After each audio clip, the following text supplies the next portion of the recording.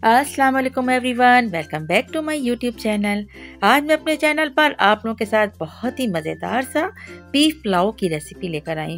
Recipe को and तक देखें और स्टेप बाय स्टेप फॉलो करें तो आप ये बेहतरीन सा और जायकेदार सा पुलाव अपने घर में तैयार कर सकते हैं। चलिए जी आइए ज़बरदस्त से इस पुलाव की रेसिपी को स्टार्ट करते हैं।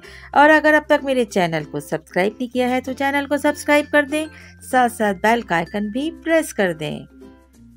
रेसिपी स्टार्ट करते हैं। यहाँ पर हमने लिया है हाफ केजी बीफ, जो हमने बोन्स के साथ लिया है और इसमें थोड़ा सा फैट्स भी शामिल है। सबसे पहले हम इसे डालेंगे प्रेशर कुकर में और इसके बाद हम इसमें ऐड कर लेंगे पानी। पानी हमें यहाँ पर तकरीबन इतना ऐड करना है कि जो हमने गोश्त ऐड किया है वो इजीली सॉफ्ट हो जाए, गल जाए। हमें गोश्त को गलाने के लिए जितना पानी डालना है उससे हम थोड़ा सा पानी ज़्यादा रखेंगे। तो यहाँ पे तकरीबन हमने 1.5 लीटर के करीब पानी इसमें ऐड कर लिया है। अब हम इसमें डालेंगे, सबसे पहले जो चीज़ इसमें जाएगी वो है अदरक।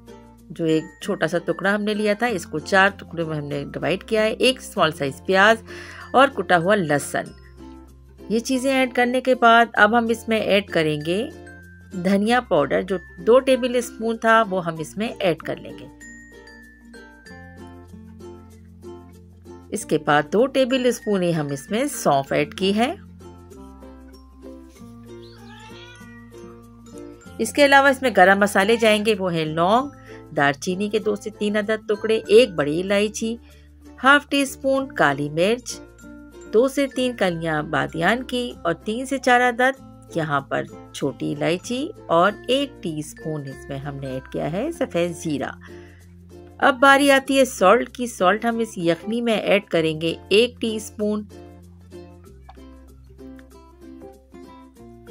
तमाम चीज़ें ऐड करने के बाद हम इसे अच्छा सा मिक्स करेंगे और मिक्स करने के बाद हम प्रेशर कुकर के ढकने को करेंगे बंद और अब वेट करेंगे कि गोश्त हमारा गलता है तो हम आगे इसके पुलाव को तैयार करने के लिए प्रोसीजर स्टार्ट करेंगे। तकरीबन यहाँ पर मैंने 20 से 25 मिनट प्रेशर कुकर में गोश्त को अच्छे से गला लिया।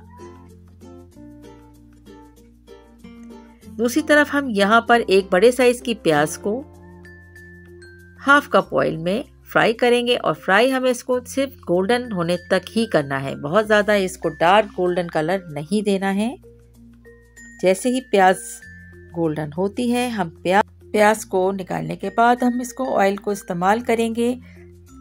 थोड़े से स्पाइसेस में और ऐड करेंगे, जिसमें 1 टीस्पून ब्लैक जीरा, 2 से 3 अदद यहाँ पर लौंग और हाफ टी स्पून काली मिर्च और 3 से 4 अदद छोटी इलायची और साथ में 1 टेबल स्पून भर के लहसुन अदरक का पेस्ट। इसे अच्छी तरह से हम फ्राई करेंगे। उसके बाद हम इसमें हाफ कप के करीब पानी ऐड करेंगे ताकि लहसुन अदरक मसालों के साथ अच्छी तरह से कुक हो जाए।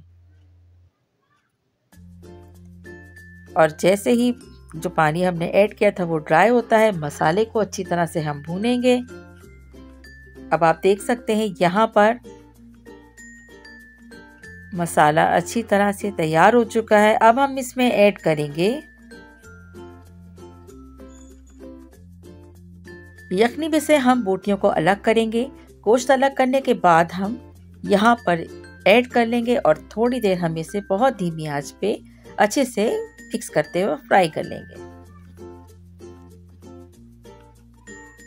और इसके बाद हम इसमें ऐड करेंगे तकरीबन 2 टेबल स्पून के करीब दही ऐड करने के बाद हम इसमें ऐड करेंगे हरी मिर्च। हरी मिर्च को ऐड करने के बाद हमें अच्छी तरह से इन तमाम चीज़ों को मिक्स करेंगे। तकरीबन 1 मिनट तक बहुत धीमी आंच पर हमने इसे फ्राई करना है और बहुत अच्छी सी मसाले की खुशबू आना स्टार्ट हो गई है। दही जो हमने ऐड किया था वो भी अच्छे से कुक हो गया। अब हमने जो प्याज फ्राई करके रखी थी वो प्याज हम यहाँ पर ऐड करेंगे, लेकिन हमें पूरी प्याज ऐड नहीं करनी है। हम यहाँ पर हाफ प्याज ऐड करेंगे और हाफ प्याज को हम रखेंगे बाद में इस्तेमाल करने के लिए। इसके बाद हमने तकरीबन 2 से ढाई कप राइस को तकरीबन 30 से 35 मिनट के लिए पानी में सोख करके रखा था। अच्छे से पानी ड्रेन कर इसमें ऐड करेंगे और साथ ही इसमें जो यखनी हमारे पास बची थी उसे भी हमने छान के रखा था, वो भी हम यहाँ पर राइस के साथ ऐड कर देंगे। अब यहाँ पर हम चेक करेंगे सॉल्ट कि हमें कितना रिक्वायर्ड है, हम इस हिसाब से सॉल्ट को ऐड करेंगे। इससे पहले हमने यखनी में 1 टीस्पून सॉल्ट ऐड किया था और तकरीबन यहाँ पर मुझे 1 टीस्पून सॉल्ट ही मज़ीद ऐड करना था, जो मैंने किया, तो प्रॉपर इसमें सॉल्ट की रिक्वायरमेंट पूरी हो गई। अब इस तरह से हम इसे इतनी देर कुक करेंगे कि तमाम यखनी चावल के साथ अच्छी तरह से आंच करेंगे और इसको दम पे रखेंगे तकरीबन 5 से 6 मिनट। उसके बाद आप देख सकते हैं कि चावल इसी पानी में सॉफ्ट हो जाएंगे। 3 से 4 मिनट के बाद हमने चेक किया तो पानी तो मैं जो यखनी में ऐड किया था, यखनी का पानी, वो ड्राई हो चुका है। अब यहाँ पर आप चाहें तो यहाँ पर आप जर्दे का रंग ऐड कर सकते हैं केवड़ा वाटर के साथ मिक्स करके, और ऊपर से भगार हुई हुई प्याज जो बचाई थी वो भी हम इसमें ऐड करने के बाद तकरीबन 5 से 10 मिनट के लिए धीमी आंच पे रखेंगे और इसके बाद हम सर्विंग डिश में निकालेंगे और ये ज़बरदस्त सा पुलाव अब रेडी है।